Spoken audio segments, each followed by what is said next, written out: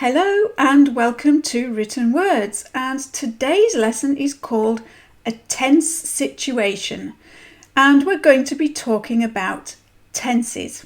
So in this lesson we're going to explore what tenses are.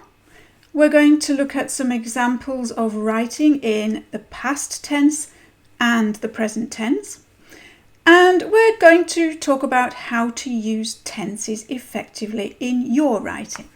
If English is your native language, then you are very lucky when it comes to tenses, because you will have learned them at a very early age, probably without having given them very much thought at all. For anyone learning English later in life, tenses can be something of a headache. The reason for this is that there are so many tenses in English. And even though there are grammar rules to govern them, there are, of course, as always in English, plenty of exceptions to those rules, which adds extra confusion to a language learner.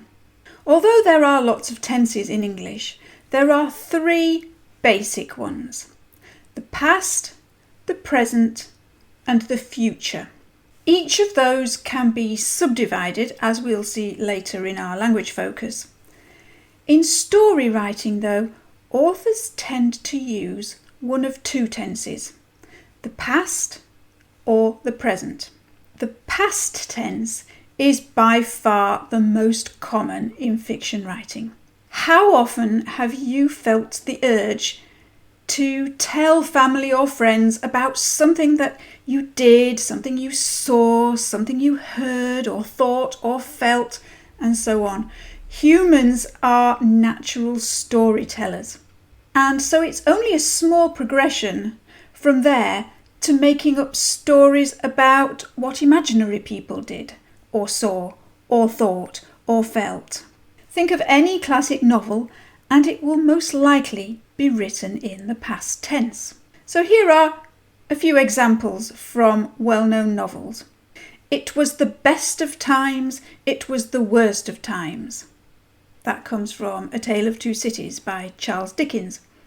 Reader, I married him is the past tense, and that is from Jane Eyre by Charlotte Bronte. It was a bright, cold day in April, and the clocks were striking 13. Again, it's in the past tense, and it comes from 1984 by George Orwell. The past tense gives a sense of authority. The past tense is the tense used by historians or journalists.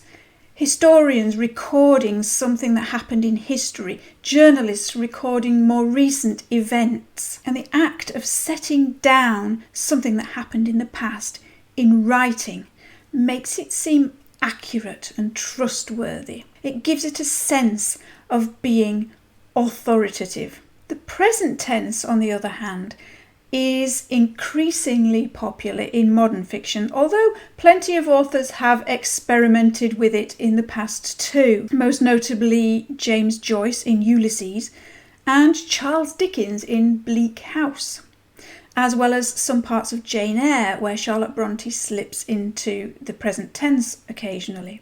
Using the present tense makes the writing feel more immediate and vivid to the reader, so it can be very useful for highly emotional scenes or fast-paced action. However, because it tends to be very full-on, it's very immediate and very full of emotion and raw experience, it can be difficult to keep it going for the length of an entire novel, so it can be quite difficult to use for a writer. In some languages, it's possible to switch tenses in the middle of a passage or even in the middle of a sentence. But in English, that's not such a good idea. When you are deciding which tense to use in your writing, pick one, pick the past, pick the present, but then stick to it. Changing tenses in the middle of a passage or a sentence confuses the reader. So it's important to be consistent and stick to what you've decided upon. It is possible to change tenses with different viewpoints. For example, if there is more than one character on different timelines. However, if you do that, you do need to be careful to make sure it's clear to the reader who is speaking and what time they're speaking from. So it's a good idea to keep those in separate sections, maybe even separate chapters. For example, in Bleak House by Charles Dickens, he does switch tenses from the present to the past and back again. But there are two narrators. One narrator is in the past tense and the other is using the present tense. And usually they're narrating in separate chapters, so it's clear who is speaking and what time they're speaking in. So here are two examples from those two narrators. The Chancellor rises. The bar rises. The prisoner is brought forward in a hurry. The man from Shropshire cries, "My lord!" So that's in the present tense, and it's the third person narrator who is speaking in that passage. And then, dinner was over, and my godmother and I were sitting at the table before the fire. And that is from a passage narrated by Esther, who is the other narrator in the story, and she is using the past tense. Let's take a look now at a more modern example. Let's have a look at The Hunger Games by Suzanne Collins. The Hunger Games is written in the present tense all the way through, and it is very vivid, it's very immediate, and it's full of action. So the present tense works very well in The Hunger Games. So let's have a little look at a small extract from there. I hurtle over a burning log. Not high enough. The tail end of my jacket catches on fire and I have to rip it from my body and stamp out the flames. But I don't dare leave the jacket, scorched and smouldering as it is, so I take the risk of shoving it in my sleeping bag, hoping the lack of air will quell what I haven't extinguished. That is all I have, what I carry on my back, and it's little enough to survive with. So we can tell this passage is in the present tense because the verbs in it are in the present tense. We have hurdle, catches, I have to, I don't dare, I take the risk. That is all I have, and it's little enough. So all those verbs are in the present tense. Because it's in the present tense, it brings us a little closer to the action. It gives us the impression that we're there with the character because it's happening now. It's not something in the past that they're telling us about later. It's something that's happening right now because they're using verbs in the present tense. If it were written in the past tense, it would sound something more like this. I hurdled over a burning log. Not high enough. The tail end of my jacket caught on fire, and I had to rip it from my body and stamp out the flames. But I didn't dare leave the jacket, scorched and smouldering as it was.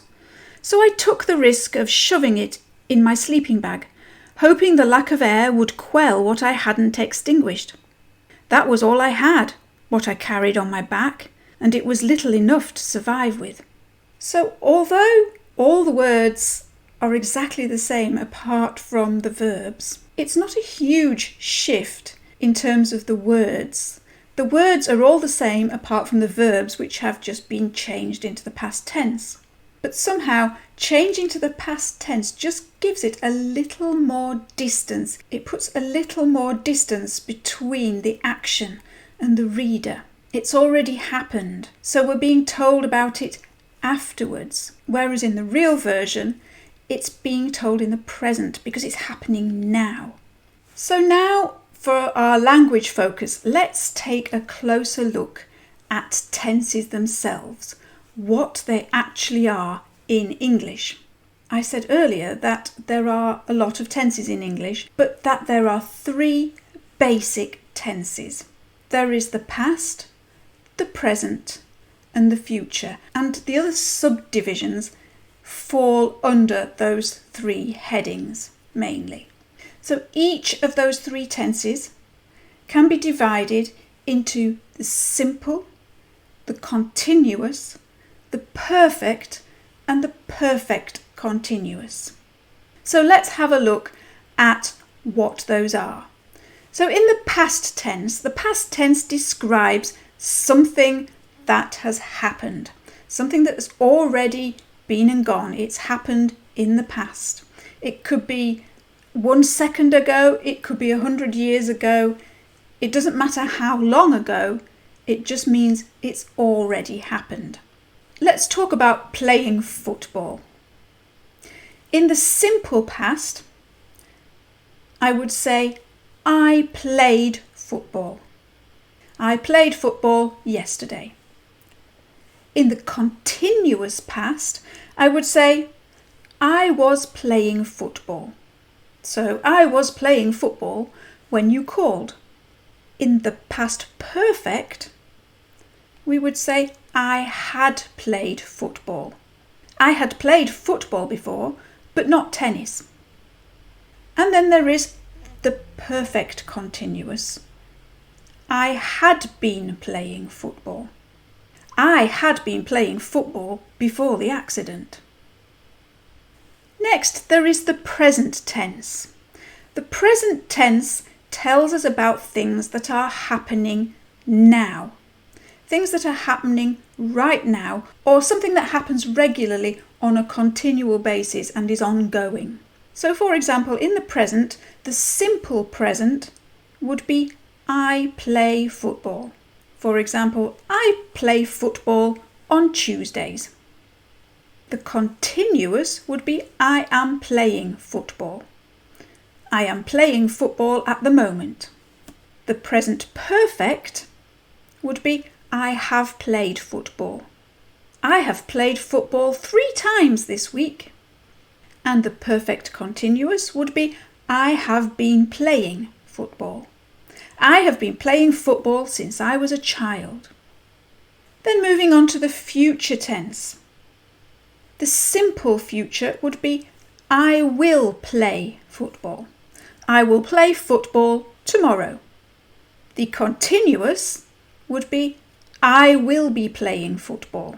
I will be playing football with a different team next year. Perfect would be I will have played football. I will have played football by the time we next meet. The perfect continuous would be I will have been playing. I will have been playing football for 30 years in July. And in the future tense, we have one extra one where we use the verb to go to form the future tense as well. So in that case, we would say, I am going to play football. I am going to play football tomorrow.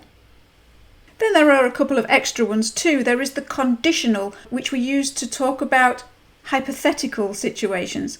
So the simple would be I would play. The continuous, I would be playing. The perfect, I would have played. And the perfect continuous, I would have been playing.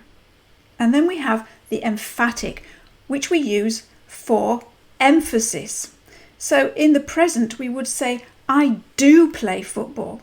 If someone said, you don't play football, surely, you would say, I do play football, with emphasis.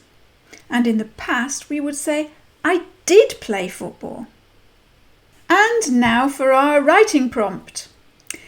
Have you had an interesting dream lately? Dreams are a very popular source of inspiration for writers. Think of a dream that you've had recently, or maybe not so recently, and write it down. Write it down twice. First, write it in the past tense. I did this, I saw that, I heard this.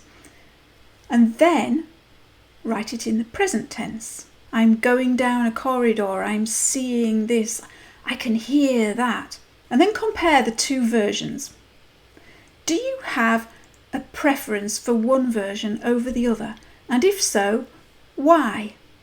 As always, there is a worksheet available for this lesson, which covers all the main points that we've discussed in the lesson and a few extra things as well. And worksheets can be downloaded from our website at writtenwords.uk.